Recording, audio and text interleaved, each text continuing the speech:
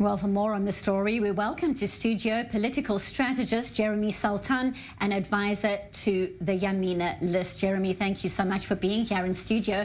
Naftali Bennett saying that he is not a rubber stamp, and in effect he was overriding what the security agencies decided to do. Talk us through the strategy here. What is he thinking? Sure. Well, first of all, good afternoon, Benita. It's great to be back. I'll tell you that when the defense minister goes ahead and gets a request from anyone, whether it's from the Shin Bet or it's from the Army, he goes ahead, he looks at the material that's in front of him, and he needs to make a decision. And what happened in this specific case is that he's 19 years old, so we'll call him a man, even though a lot of people are calling him a boy. He was arrested. And what was decided was, by the judge who saw the case, was that there was not enough evidence, and he said that he should be let go.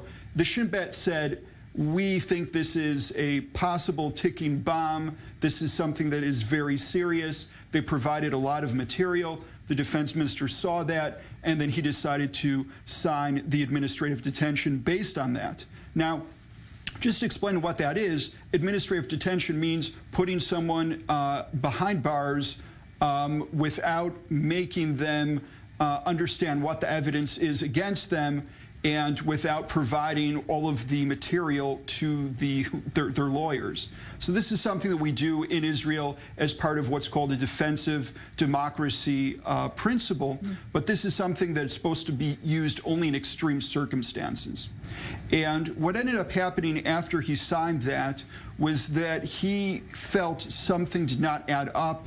He went ahead, he found out what information went in front of the judge. He understood that it was pretty much the same stuff that he was looking at as the defense minister. He asked the Shin Bet why it was that we had to use this specific measure instead of using other measures. Ultimately, what was decided was to release him from administrative detention, to still prohibit him from entering Judea and Samaria, as well as a few other prohibitions.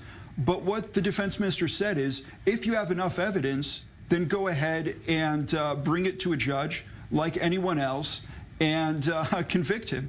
If you don't have enough evidence for it to stick, we should not go ahead and take this special tool of a defensive democracy and use this administrative detention in this specific issue. Does it not look, though, like the defense minister is in effect undermining the security services and not believing in the trust of their process? Well, again, the initial thing he did was to sign based on what was brought forth. Then what he did was investigate once he saw that something did not add up. Look, in a democracy, we have the politicians who make the decisions, and we have the people underneath them, the bureaucrats, who go ahead and recommend the decisions. And I feel good living in a democracy where there is somebody who needs to go ahead and see whether this makes sense or not. If we're going to allow bureaucratic bodies to go ahead and just get an automatic rubber stamp, then why are we voting in elections, and why do we have ministers anyway? Jeremy, stay with us. We've got another top story to discuss.